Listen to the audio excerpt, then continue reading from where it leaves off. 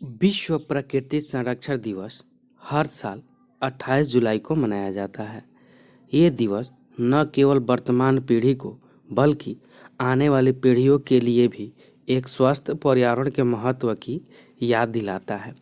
विश्व प्रकृति संरक्षण दिवस का उद्देश्य वनस्पतियों और जीवों जैसे प्राकृतिक संसाधनों के संरक्षण के बारे में जनता के बीच जागरूकता पैदा करना है।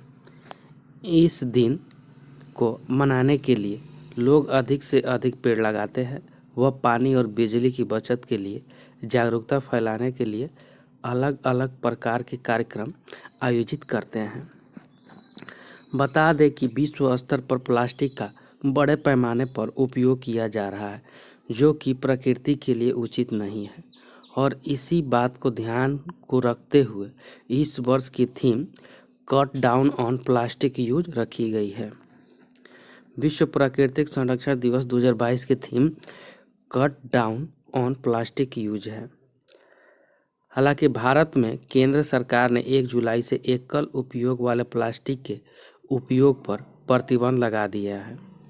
पर्यावरण, वन और जलवायु परिवर्तन मंत्रालय ने पिछले साल एक गजट अधिसूचना जारी कर प्रतिबंध की घोषणा की थी और अब उन वस्तुओं की एक सूची को परिभाषित किया है जिन पर प्रतिबंध लगाया जाएगा। विश्व प्रकृति संरक्षण दिवस का इतिहास। पिछली शताब्दी के दौरान मानवीय गतिविधियों का प्राकृतिक, वनस्पति और अन्य संसाधनों पर विनाशकारी प्रभाव पड़ा है। तेजी से बढ़ते औद्योगिकरण की तलाश और लगातार बढ़ती आबादी के लिए जगह बनाने के लिए वनों के आवरणों को काटने से जलवायु परिवर्तन और अन्य पर्यावरणीय प्रभाव पैदा हुई है। पिछले कुछ वर्षों में पर्यावरण संरक्षण के बारे में जितना जागरूकता बढ़ी है, उससे कहीं ज़्यादा अभी हमें जागरूकता बढ़ाने की आवश्यकता है। हाल के दिनों में पर्यावरण संरक्षण की आवश्यकता और अधिक स्पष्ट हो गई है। संसाधनों के अथक मानव अतिदोहन ने असामान्य मौसम पैटर्न, वन्य जीवों के आवासों का विनाश, प्रजातियों के विलुप्त होने और जैव विविधता के नुकसान को जन्म दिया है।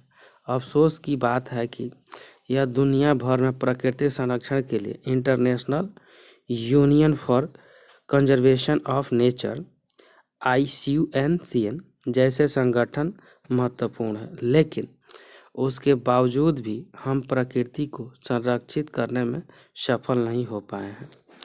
International union for conservation of nature ने यह जांचने पर ध्यान केंद्रित किया कि मानव गतिविधियों ने प्रकृति को कैसे प्रभावित किया।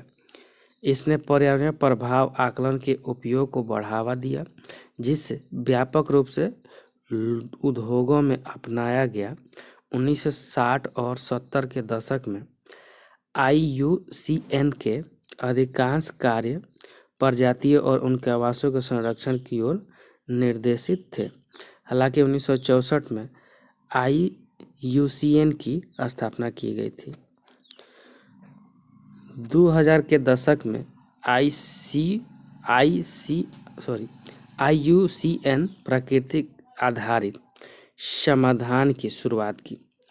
ये ऐसे कार्य हैं जो जलवायु परिवर्तन, भोजन और पानी की सुरक्षा और गरीबी उन्मूलन जैसी वैश्विक चुनौतियों का समाधान करते हुए प्रकृति का संरक्षण करते हैं।